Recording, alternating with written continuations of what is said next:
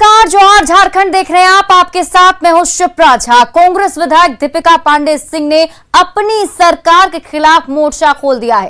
कांग्रेस विधायक दीपिका पांडे सिंह ने ट्वीट कर अपनी ही सरकार पर सवाल उठाए हैं। उन्होंने कहा है कि क्या झारखंड में पुलिस को यह निर्देश दिया गया है कि वो विधायकों की नहीं सुनेंगे, क्योंकि रामगढ़ विधायक ममता देवी के द्वारा कोयला चोरी से संबंधित शिकायत करने के बाद पुलिस ने कोई कार्रवाई नहीं की। ये मामला कुजू क्षेत्र में 7 ट्रक कोयला के अवैध कारोबार से जुड़ा है, जिसमें पुलिस ने सुनवाई नहीं की, ऐसा आरोप दीपिका पांडे लगा रही हैं और इसको लेकर उन्होंने ट्वीट किया है। तो दीपिका पांडे ने राज्य सरकार के खिलाफ जो है मोर्चा खोल दिया है।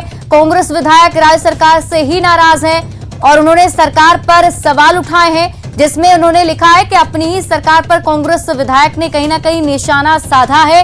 विधायकों की नहीं सुन रही पुलिस, ये आरोप उनकी तरफ से लगाया जा रहा है। क्या सरकार ने पुलिस को निर्देश दिए हैं कि विधायकों की बात नहीं सुननी है? अपने ट्वीट में उन्होंने लिखा है कि यह पुलिस की निष्क्रियता है या जानबूझकर किसी के इशारे पर इन अवैध ट्रकों की निकासी कराई जा रही है। खुद विधायक ने संज्ञान लेकर जानकारी दी, फिर भी कोई कार्रवाई अभी तक नहीं हुई है।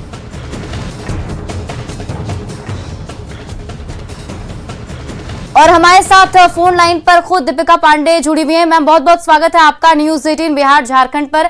दीपिका जी, ये बताइए कि ये जो आरोप आप लगा रही हैं, जैसे कि आपने बताया कि पुलिस जो है आपकी ही बात नहीं सुन रही, क्या कुछ कहेंगे इस पर?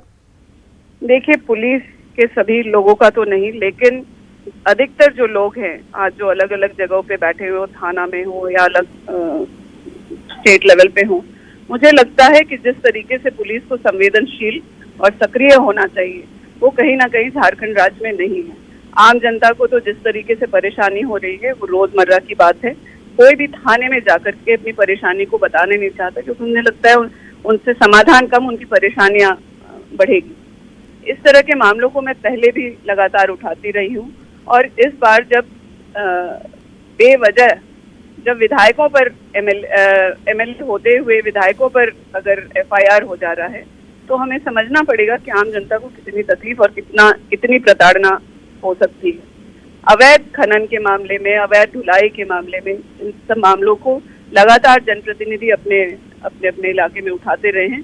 मुझे लगता है जिस तरीके से उस पर पुलिस को कार्रवाई करनी चाहिए थी, वो कहीं ना कहीं नहीं हो रही है और विधायकों की भी अनदेखी हो रही है। साथ ही साथ मुझे लगता है कि जो मर्यादा होनी चाहिए पुलिस की, वो भी कहीं ना कहीं वो इससे बाहर जा रहे हैं। कहाँ पे आपको ये चूक दिखाई देती है? कहाँ ये सिस्टम में थोड़ी गड़बड़ी है कि पुलिस उस तरीके से काम नहीं कर रही? आपके हिसाब से क्या लगता है? वो पुलिस को पब्लिक फ्रेंडली होना चाहिए, उन्हें क्रिमिनल्स के प्रति सख्ती होनी चाहिए, और लोकतंत्र में जनप्रतिनिधियों का एक मान सम्मान होता है, उसका ध्यान रखना चाहिए। उसमें इन तीनों ही मामले में झारखंड की जो पुलिस है वो फेल है, और इस पर बहुत स्ट्रिक्टली हम लोग संवेदनशीलता से काम करते रहे हैं, लेकिन मुझे लगता है कि अब टफ होकर के हमें इन सब चीजों पर ध्यान देकर के इस पे करना चाहिए। इसका बहुत बुरा असर हमारे सरकार पे भी पड़ रही है। जी बिल्कुल, अभी आपका ट्वीट आया है, इसके आगे क्या कुछ और स्टेप्स आपके तरफ से लिया जा सकता है? जैसे कि आपने ये आरोप लगाया, उसके बाद कुछ ऐसे आश्वासन मिले कि इस पर संज्ञान लिया जाएगा, आगे इस पर कार्रवाई की जाएगी, और अगर ऐसा कुछ नहीं होता है तो आपका अगला कदम क्या होगा? हमारी पार्टी के अंदर, हमारी पार्टी के लोकतंत्र के तहत हमें अपनी बातों को पार्टी फोरम पे उठाने का अधिकार है। मैं आज अपने विधायक दल के नेता से खुद जाकर के पाकुड़ में मिली हूँ, उनसे हम लोगों ने बात की है, और आगे सभी उचित प्लेटफॉर्म पे हम अपनी बातों को रखेंगे। चलिए, बहुत बहुत शुक्रिया हमारे साथ जुड़ने के लिए। और इसी खबर पर हमारे साथ न्यूज 18 के एडिटर, झारखंड एडिटर संतोष कुमार भी जुड़े हुए, उनसे भी बातचीत कर लेते हैं। संतोष जी, देखिए, अभी यहाँ पे दीपिका पांडे ने कहीं ना कहीं सरकार के खिलाफ ही और अपनी सरकार के खिलाफ मोर्चा खोला है, और जिस तरीके से उन्होंने ट्वीट किया है कि पुलिस बात नहीं सुन रही है, उनका कहना है कि जब विधायकों की बात नहीं सुनी जा रही है तो फिर आम जनता की क्या बात करें? जी हाँ, देखिए, ये दीपिका पांडे कोई सिर्फ एक साधारण विधायक ही नहीं है, कांग्रेस पार्टी के सचिव भी हैं, राष्ट्रीय सचिव भी हैं, तो उनका कद भी समझना पड़ेगा झारखंड की राजनीति में। दूसरी तरफ आप देखें कि इस ममता देवी ने जो ट्वीट किया है, उस ट्वीट में वाकई बिल्कुल जेन्युइन इशू है। पुलिस अगर मामले की जांच कर रही है, 7 ट्रक जो खिलाड़ी के माइंड से निकले थे, अगर उसको गोला की तरफ जाना था आईपीएल पावर प्लांट में, तो फिर वो कुज्जू में क्या कर रहा था? इसका मतलब है कि गड़बड़ था। अगर गड़बड़ पुलिस ने खुद पकड़ी है तो वहां पर ट्रक होने चाहिए थे थाने में, और थाने से अगर ट्रक निकला है तो इसकी पूरी जिम्मेदारी वहां के एसपी की बनती है कि उनके कहने पे ही, एसपी के ही कहने पे कुछ न कुछ यहाँ गड़बड़ हुआ है, या फिर ऊपर बताया जाए कि आखिर किसके इशारे पे ये सारे ट्रक वहां से छोड़े गए। क्योंकि जब तक जांच पूरी नहीं होती तब तक तो उसको प्रॉपर्टी, पुलिस की प्रॉपर्टी क्राइम प्रॉपर्टी होती है। जो भी क्राइम अगर जानता है, जो भी अगर वो भारतीय आईपीसी को जानता है, उसके मुताबिक वो थाने की प्रॉपर्टी होती। जांच पूरी होने के बाद ही उसको कोर्ट से छूटता अगर उस पे मामला बनता तो। लेकिन पहले ही छोड़ दिया गया ट्रक, और उसके बाद तो इसको लेकर विधायक ने अपनी नाराजगी जताई थी, और उसके बाद फिर दीपिका पांडे का ट्वीट आना, और इसके बाद जो हमारे को जानकारी मिल रही है उसके मुताबिक ये बताया जा रहा है कि ये सभी कल कांग्रेस के सीएलपी के घर पर, ये सभी विधायक, नाराज विधायक यहाँ इकट्ठा हो रहे हैं, और ये सभी नाराज विधायक कांग्रेस अपने पार्टी फोरम पे ये बात रखेंगे कि सरकार में आखिर हो क्या रहा है। ये सारे, और इसकी संख्या लगभग 8 से 10 की जा सकती है, जो हमारे को जानकारी मिल रही है उसके मुताबिक कल कांग्रेस के 8 से 10 विधायक सीएलपी, जो कांग्रेस लेजिस्लेटिव पार्टी के लीडर हैं, उनके घर पर, आलमगीर आलम के घर पर ये लोग इकट्ठा हो रहे हैं, और ये सारे इकट्ठा होकर अपनी ही सरकार के खिलाफ मोर्चा खोल रहे हैं कि आखिर उनकी क्यों नहीं सुनी जा रही। अगर आप देखें तो दीपिका पांडे पर भी एफआईआर हो जाता है, ममता दूसरी विधायक है अंबा प्रसाद पर भी एफआईआर हो जा रहा है। वहीं दूसरी तरफ अगर आप देखें तो मुख्यमंत्री के जो निजी प्रतिनिधि हैं, विधायक प्रतिनिधि पंकज मिश्रा को जोड़े, पंकज मिश्रा पे तमाम आरोप लगे, लेकिन उसके बावजूद उन पे कोई एफआईआर नहीं हुआ है। वहीं दूसरी तरफ देखें, संतोष जी, आपको मैं थोड़ा रोकना चाहूंगी। हमारे साथ कांग्रेस की विधायक ममता देवी भी फोन लाइन पर जुड़ी हुई हैं, उनसे भी जान लेते हैं। आप जब से बहुत बहुत स्वागत है आपका न्यूज 18 बिहार झारखंड पर।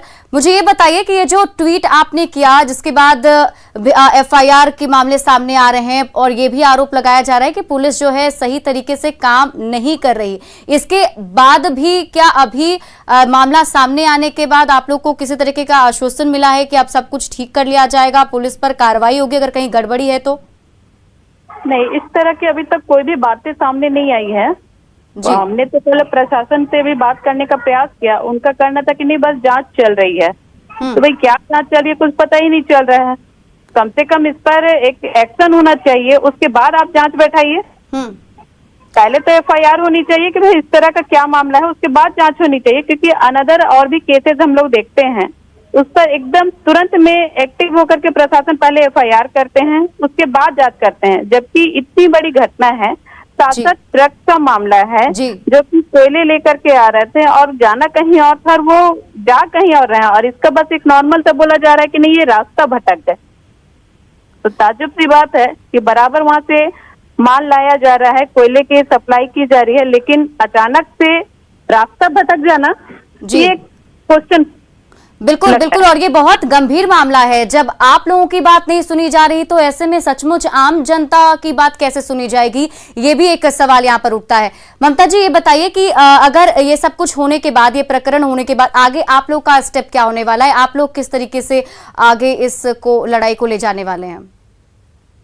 नहीं, देखिए, जिस तरह का ये प्राकलन हुआ है उसी के जस्ट अपोजिट में अंबा प्रसाद जी हैं, जिनके साथ ही इस तरह की घटना घटी है, और उस घटना में तुरंत से एफआईआर हो जाना, उसके बाद जांच टीम बैठना।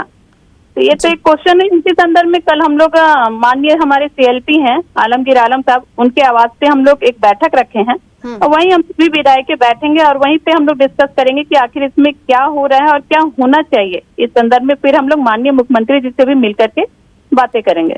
चलिए, बहुत बहुत धन्यवाद हमारे साथ जुड़ने के लिए। और हमारे साथ अभी न्यूज 18 के झारखंड एडिटर संतोष जी भी जुड़े हुए थे। आपका ही बहुत बहुत शुक्रिया तमाम जानकारी के लिए। बढ़ते हैं आगे और बात ओलंपिक में गोल्ड मेडल जीतने पर खिलाड़ी को हेमंत सरकार 2 करोड़ रुपए देगी, जबकि सिल्वर जीतने पर 1 करोड़ रुपए और ब्रॉन्ज पदक जीतने पर 75 लाख रुपए देने की सीएम हेमंत सोरेन ने घोषणा की है। पेरिस वर्ल्ड कप में गोल्ड पर निशाना साधने वाली दीपिका कुमारी, कोमालिका बारी, अंकिता भक्त और उनके कोच पूर्णिमा महतो से सीएम ने वर्चुअल बातचीत की। इस दौरान ओलंपिक खेलने जाने वाली हॉकी खिलाड़ी निक्की प्रधान और सलीमा टेटे भी मौजूद रहीं। इस दौरान सीएम ने सभी को शुभकामनाएं दी, साथ ही कहा कि देश से बाहर खेलने जाने वाली सभी खिलाड़ियों और कोच का 15 लाख रुपए का बीमा कराया जाएगा, जिसका प्रीमियम सरकार देगी।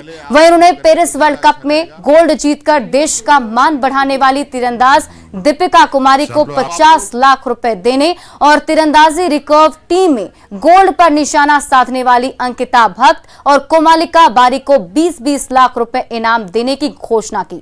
मुख्यमंत्री ने कहा कि राज्य के जो भी खिलाड़ी ओलंपिक खेलने जा रहे हैं उन्हें 5 लाख रुपए की प्रोत्साहन राशि सरकार देगी। उन्होंने कहा कि हॉकी खिलाड़ी सलीमा टेटे और निक्की प्रधान को 5-5 लाख की प्रोत्साहन राशि दी जाएगी। कोच के साथ बच्चे जितने भी हमारे जाएंगे, इनको मिनिमम 15 लाख रुपए का इंश्योरेंस हम करेंगे और उसका इंश्योरेंस का प्रीमियम सरकार देगी। इवन कोच एंड हमारे जो स्पोर्ट्स पर्सन होंगे। अभी ओलंपिक में जो गोल्ड लाएगा उसको 2 करोड़ रुपए हम लोग देंगे, जो सिल्वर लाएगा उसको 1 करोड़ रुपए हम लोग देंगे और ब्रॉन्ज लाएगा उसको 75 लाख रुपीस हम लोग देंगे। ये भी हम लोगों ने पॉलिसीज़ में इंक्लूड किया है। और दीपिका तो काफ़ी चीज़ें इनको मिल चुकी हैं, अभी ओलंपिक का इंतज़ार है, उसके बाद तो फिर इनको अच्छा सरकार की तरफ से ये मिलेगा। केंद्रीय जनजातीय मामलों के मंत्री अर्जुन मुंडा ने सरायकेला के खैरबनी में एकलव्य मॉडल स्कूल की आधारशिला रखी। इस मौके पर मंत्री चंपई सोरेन और सांसद गीता गोड़ा भी मौजूद रहे। अर्जुन मुंडा ने कहा कि केंद्र सरकार की ये महत्वाकांक्षी योजना है। हर एकलव्य विद्यालय में आदिवासी और जनजातीय समुदाय के 480 बच्चों को मुफ्त शिक्षा और हॉस्टल की व्यवस्था की जाएगी। छात्रों के एक बहुत ही महत्वाकांक्षी योजना है। इसमें प्रत्येक विद्यालय में 480 विद्यार्थी पढ़ेंगे और क्वालिटी एजुकेशन होगा, सारी चीज़ें उपलब्ध कराई जाएगी। और मैं समझता हूँ कि ये इंडिया 75वां वर्ष में प्रवेश करने के उपलक्ष्य में जनजातीय क्षेत्रों के लिए शिक्षा में एक नई क्रांति का उद्घोष कर रहा है। यहाँ का विद्यार्थी छात्र अच्छा सुविधा पढ़ाई में मिले, ताकि इस प्रदेश के लिए, देश के लिए एक पहचान बने। बोकारो में अंतर्राष्ट्रीय स्टेडियम और बड़ा अस्पताल बनाए जाने का प्रस्ताव है। इसके लिए जमीन का लीज एग्रीमेंट हुआ है, लेकिन दोनों ही प्रोजेक्ट का विरोध शुरू हो गया। विस्थापित मोर्चा के लोग इसको लेकर विधायक से खफा हैं।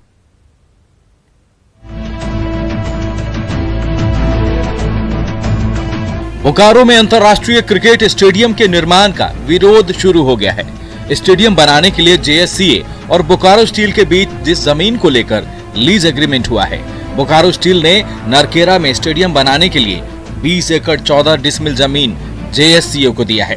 उस पर विवाद शुरू हो गया है। विस्थापित लोगों का आरोप है कि जमीन पर वे लोग अपना भरण पोषण करते हैं। आपको बता दें कि जब सर्वे का काम हो रहा था तब भी ग्रामीणों ने इसका विरोध किया था। स्टेडियम बनाने के लिए, नापने जोखने के लिए बोकारो के विधायक बीएनसी नारायण जिस दिन आएंगे यहाँ, वो अपने पैर से आएंगे, लेकिन यहाँ से वापस जाएंगे स्ट्रक्चर में लेट करके। बाद में विस्थापित नेताओं ने सेक्टर 12 में बैठक की और कहा कि विधायक जो भी प्रोजेक्ट ला रहे हैं वह व्यक्तिगत फायदे के लिए है। यहाँ अस्पताल और स्टेडियम का प्रस्ताव लाकर विस्थापितों के साथ अन्याय किया जा रहा है। साथ ही चैलेंज देते हुए कहा कि विधायक में हिम्मत है तो 19 गांव को खाली करने के आदेश को निरस्त कराएं। विस्थापित नौजवान आज दर ठोकरें खा रही है और 100 कंपनियां यहाँ प्लांट में चल रहा है। अब एक ने एक लड़के को भी क्या रोजगार से जोड़ने का काम किया है? नहीं किया। और आपने जिस तरह का प्रोजेक्ट लाया है वो आपका व्यक्तिगत लाभ है, सोच है। कुछ उद्योगपतियों बीसीसीएल प्रबंधन ने जेएससीए को क्रिकेट स्टेडियम के लिए 20 एकड़ जमीन आवंटित किया है। जेएससीए के पूर्व सचिव अमिताभ चौधरी ने इसकी जानकारी दी है। साथ ही कहा है कि रांची की तरह रिकॉर्ड समय में यहां अंतर्राष्ट्रीय क्रिकेट स्टेडियम बनेगा, लेकिन लोगों के विरोध को देखते हुए काम आसान नहीं दिख रहा। मृत्युंजय कुमार, न्यूज़ 18 बोकारो।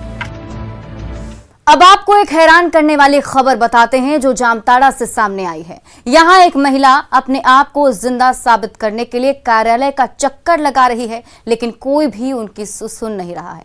अब थक हार कर महिला ने कोर्ट का दरवाजा खटखटाया है।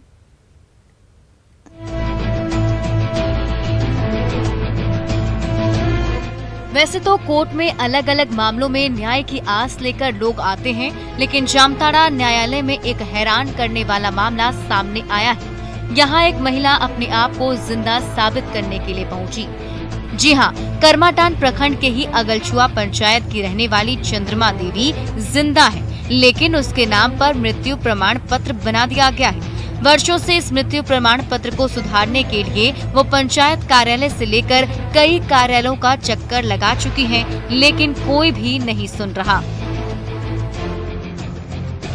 हमारे पति मर गए तो हमारे तो लव मार के हम 2 साल से बुरा ये पेंशन खाते, मेरे को पेंशन नहीं मिल रहा है। सरकारी भी हम मांगे जाए तो हमारा मिले ना हो, तो ही मर गया तो कहाँ से दो पेंशन। तो जिंदा ही हम जिंदा ही, हमारे पति मर गए। दरअसल हुआ यूं कि साल 2019 में पीड़ित महिला के पति की मौत हो गई थी, जिसके बाद महिला ने पंचायत में पति के मृत्यु प्रमाण पत्र के लिए आवेदन दिया था, जिसके बाद महिला को एक मृत्यु प्रमाण पत्र दिया भी गया, लेकिन वो प्रमाण पत्र उसके पति के नाम पर नहीं बल्कि महिला के नाम पर बना दिया गया। ये अद्भुत कारनामा उस करमाटान क्षेत्र में घटा है जो साइबर क्राइम के लिए विख्यात है। अब महिला अपने आप को जिंदा साबित करने के लिए कोर्ट की शरण में आई है। पति के देहांत होने के बाद ये महिला आवेदन दी कि पति के मृत्यु प्रमाण पत्र निर्गत हो इसके पक्ष में, और लगातार कुछ दिन चक्कर काटने के बाद विभागीय अफसरों के द्वारा इसको एक सर्टिफिकेट थमा दिया गया, लेकिन उस सर्टिफिकेट में इसके पति का मृत होने का प्रमाण नहीं बल्कि वो प्रमाण पत्र, वो मृत्यु प्रमाण पत्र इस महिला के मृत होने का है। मामले की चर्चा में आने के बाद जिले के डीसी ने इस पर संज्ञान लिया और कहा कि मानवीय भूल है जिसे जल्द ही सुधरवाने का निर्देश दिया गया है। अब देखने वाली बात होगी कि कब तक इस महिला को न्याय मिल पाता है। जामताड़ा से सुमन भट्टाचार्य की रिपोर्ट। चलिए और अब देखते हैं